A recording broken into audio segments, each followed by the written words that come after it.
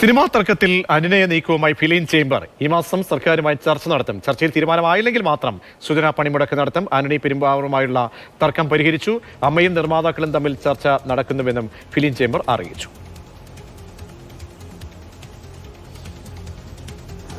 വിവരങ്ങളുമായി റിയ ബിബി ചേരുന്നുണ്ട്. റിയ, അങ്ങനെ താൽക്കാലികമായിട്ടുള്ളൊരു പരിഹാരം ഇനി ഉടനൊരു സമരത്തിലേക്ക് പോകുന്നില്ല, ആയില്ലെങ്കിൽ മാത്രം എന്നതിലേക്കാണ് ഇപ്പോൾ ചേംബർ ഇന്ന് എന്തൊക്കെ വിഷയങ്ങൾ പരിശോധിച്ചു, തീരുമാനങ്ങൾ?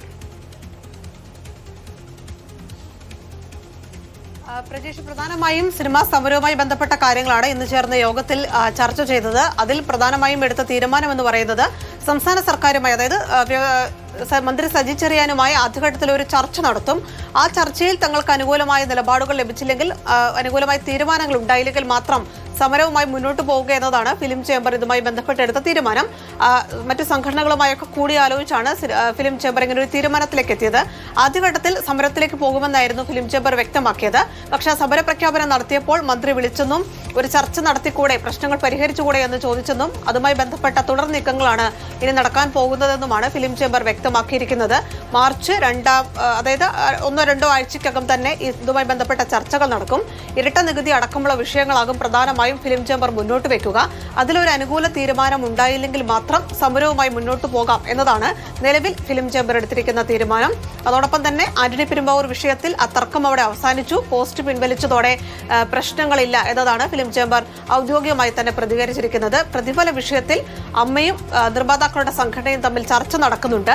അവിടെ പ്രശ്ന പരിഹാരമായില്ലെങ്കിൽ ഫിലിം ചേംബറിന്റെ ഇടപെടൽ ഉണ്ടാകുമെന്നുകൂടി ഇന്ന് വ്യക്തമാക്കിയിട്ടുണ്ട്. എന്തായാലും അനിശ്ചിതകാല സമരം ഒരു സൂചനാ സമരം എന്നുള്ള പ്രഖ്യാപനങ്ങളിൽ നിന്ന് അയവ് വന്നിട്ടുണ്ട്.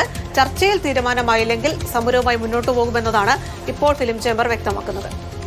സിറിയാണ് ഇവരെ നൽകിയത്. ചർച്ചയ്ക്ക് ശേഷം ഫിലിം ചേംബറിന്റെ പ്രതികരണം വരുന്നുണ്ട്, അതിലേക്ക്.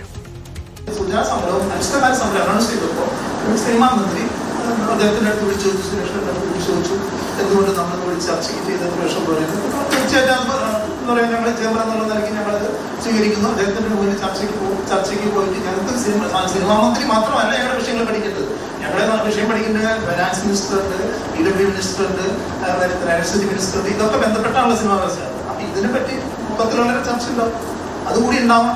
ഇല്ലെങ്കിൽ നമ്മൾ സൂചനാ സമരം പിന്നെ മറ്റുള്ള അനിശ്ചിതകാല സമരങ്ങളായിട്ട് മുന്നോട്ട് പോകും.